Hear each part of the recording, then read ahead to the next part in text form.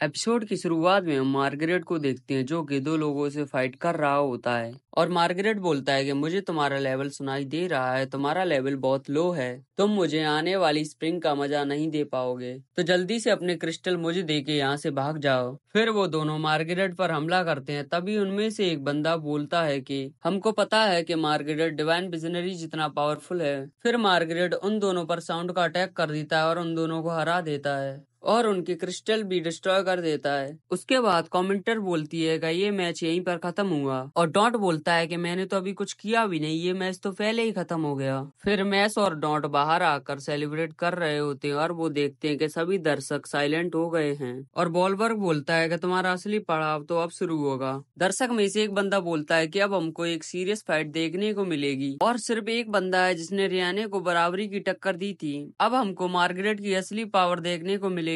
तभी हम मार्गरेट को मैच के पीछे देखते हैं और वो मैच को देखने के बाद बोलता है कि रिम्पेनिंग समर इज हियर और मैच से नेक्स्ट एग्जाम में मिलते हैं बोलता है। तभी मैच को कुछ फील होता है। फिन उससे पूछता है कि क्या हुआ। मैच बोलता है कि माइक मुझे कैलफर रहने का बोल रहा है। फिन कहता है माइक अच्छा तुम्हारा मसल। नेक्स्ट सीन में डिवाइन विजनरी कार्डो वॉलवर्क से कहता है कि मैच के लिए मार्गरेट जैसे बंदे से फाइट लड़ना बहुत डिफिकल्ट हुआ, क्योंकि सही कहा ना मैंने वॉलवर्क। और रियाने सेकंड ईयर में डिवाइन विजनरी इसलिए बन पाया क्योंकि मार्गरेट ने एग्जाम में पार्टिसिपेट नहीं किया था। मैजिक टैलेंट एडमिनिस्ट्रेशन का हेड होने की वजह से मैं हर कैंडिडेट की अच्छे से परीक्षण करता हूँ। मेरे ओपिनियन के हिसाब से मार्गरेट ही डिवाइन विजनरी बनने का दावेदार है। नेक्स्ट सीन में मार्गरेट से एक बंदा बोलता है कि तुम हमारी तरफ से मैच को हरा देना और मार्गरेट ये सुनकर उस पर एक स्पेल यूज करता है और वो बंदा दीवार में जाके पड़ता है और बोलता है कि मेरे फन के बीच में मत आना नहीं तो मैं तुमको मार दूंगा। और मार्गरेट ये बात मेडल को भी बोलता है और मेडल बोलता है कि मैं चुप ही रहूंगा अगर तुम अपना काम ठीक से करो तो।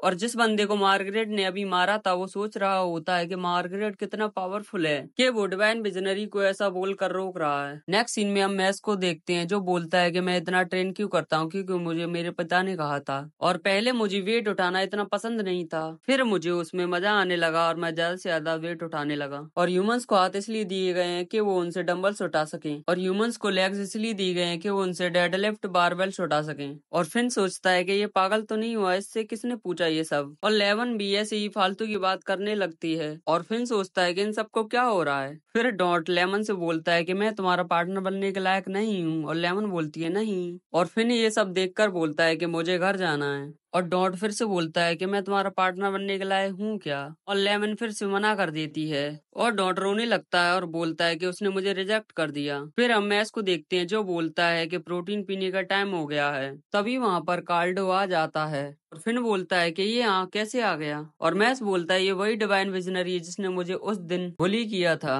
और फिन सोचता है कि एक डिवाइन विजनरी यहाँ क्या कर रहा है और कार्डो मैच से गेम खेलने के लिए बोलता और मैच उससे सीधा मना कर देता है। और कार्डो बोलता है कि मैं मैजिक टैलेंट एडमिनिस्ट्रेशन का हेड हूँ और जादू ब्यूरो में शामिल होने वाले हर एक व्यक्ति का निर्णय मैं लेता हूँ और जब तक मैं स्वीकार नहीं कर लेता तुम डिवाइन विजनरी नहीं बन पाओगे और मैजिक टैलेंट का हेड होने की वजह से मैं इसमें अब कुछ नहीं कर सकता। ये सुनकर मैं इस गेम के लिए हाँ कर देता है और कार्डो बोलता है कि अगर तुमने मुझे हरा दिया तो मैं तुम्हें पास कर दूंगा बिना कोई क्वेश्चन किए। और मैच बोलता है कि अपन को खेलना क्या है और कार्डो बोलता है ये एक सिंपल गेम है, यू लुक यू लूज। और मैच को ज्यादा ना पूछकर उस चैलेंज को एक्सेप्ट कर लेता है। और नैरेटर बोलता है कि मैच ने कार्डो के against you look you lose खेलने के लिए हाँ कर दी है और कार्डो मैच के चारों तरफ एक घेरा बना देता है। फिर कार्डो गेम के नियम बताता और कहता है कि मैं जिस भी तरफ अपनी फिंगर पॉइंट करूंगा तुम्हें उस तरफ नहीं देखना है। और मैच कार्डो से स्टार्टिंग के 2 राउंड्स जीत जाता है। फिर कार्डो अपनी स्वॉर्ड निकालता है जिसमें से ब्लैक फ्लेम जल रही होती है